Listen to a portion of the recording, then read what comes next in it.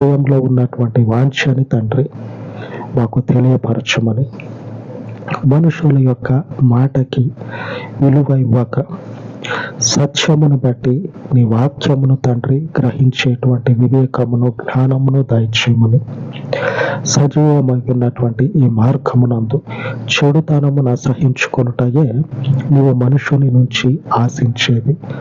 నీ యందు ఉన్నటువంటి మేము చెడుతనమును అసహించుకొని భయభక్తులు నీ యందు నిలుపుటకు కృప చూపమని, అజ్ఞానముతో కాక వివేకము చొప్పున జ్ఞానము చొప్పున నీ మార్గమునందు నడుచుటకు నిలుచుటకు ఈ పరలోకపు కృపను మాకు దయచేయమని, ఘనమైన మీ నామమునకు ఈ మనవులను ప్రతిష్ఠించి యేసు నామమున ప్రార్థించి వేడుకొనుచున్నాను తండ్రి.